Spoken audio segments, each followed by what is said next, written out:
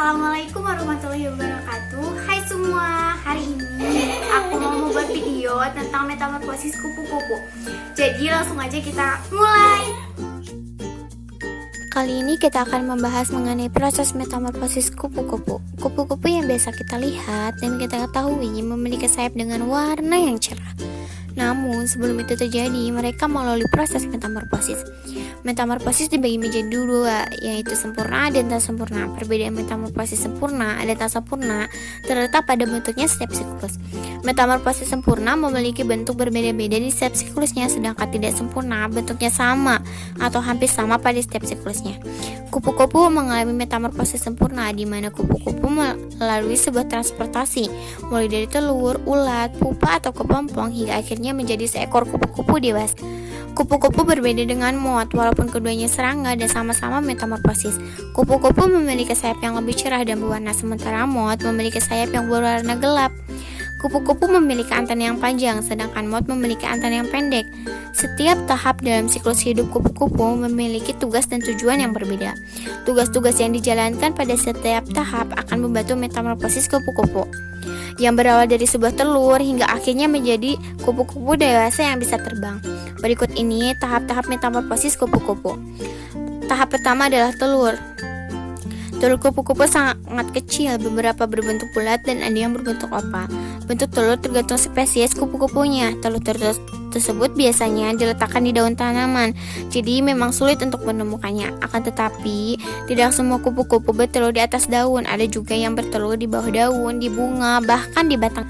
Spesies kupu-kupu yang berbeda juga bertelur pada musim yang berbeda, baik itu pada musim semi, musim panas, ataupun musim gugur.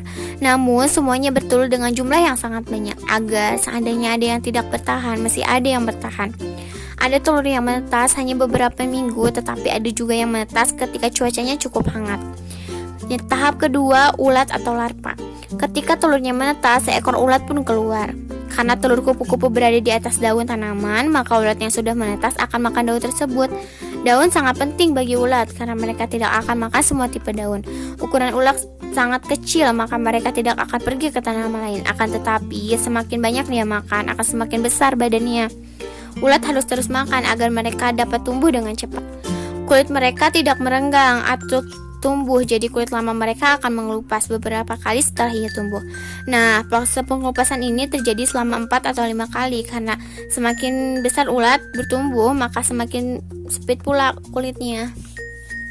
Tahap ketiga, kepompong atau pupa. Ketika proses pertumbuhan ulat sudah selesai, mereka membentuk kepompong atau pupa. Dari luar, ulat terlihat seakan-akan tidak melakukan apa-apa, namun sebenarnya ulat sedang berubah dengan cepat di dalam. Sel-sel yang ada di dalam larva sedang tumbuh dan akan menjadi kaki, sayap, mata, dan bagian-bagian lainnya dari kupu-kupu dewasa. Sel-sel dari larva tersebut akan menjadi tenaga untuk sel dewasa yang sedang tumbuh. Kepompong yang biasanya terletak di bawah cabang pohon, di antara dedaunan atau di bawah tanah. Tahap ini bisa berlangsung selama beberapa minggu, sebulan, bahkan 2 tahun untuk beberapa spesies kupu-kupu. Tahap keempat, kupu-kupu dewasa. Setelah ulat selesai di dalam kepompong, kupu-kupu dewasa akan keluar.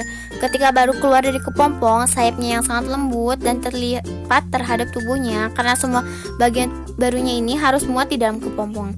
Udara akan terpompa ke arah sayapnya agar kupu-kupu tersebut dapat terbang. Pada awalnya, mereka tidak pandai terbang. Kupu-kupu dewasa biasanya akan terbang dengan sempurna dalam waktu 3 atau sampai 4 jam kemudian. Dia akan pergi mencari pasangan untuk berkembang biak. Selain perbedaan yang jelas antara tubuh ulat dan kupu-kupu, tugas mereka juga berbeda. Tugas ulat adalah untuk makan, sementara kupu-kupu adalah untuk berkembang biak dan bertelur. Ada beberapa spesies kupu-kupu yang mendapatkan tenaga dari meka nektar, namun ada juga beberapa spesies yang tidak makan sama sekali. Ketika seekor kupu-kupu dewasa minum nektar, mereka menggunakan lidahnya yang memiliki fungsi mirip dengan sedotan. Ada beberapa spesies yang kupu-kupu yang hampir tidak pernah menghampiri bunga. Sebagai gantinya, mereka mendapatkan gizi dari getah pohon atau hewan yang sudah membusuk. Kebanyakan kupu-kupu dewasa hanya hidup 1-2 minggu, terutama mereka yang hidup di alam liar di mana ada banyak predator. Akan tetapi, ada beberapa spesies yang hibernasi selama musim dingin dan dapat hidup selama beberapa bulan. Sekian video kali ini, semoga dapat menambah wawasan seputar pengetahuan alam kamu ya.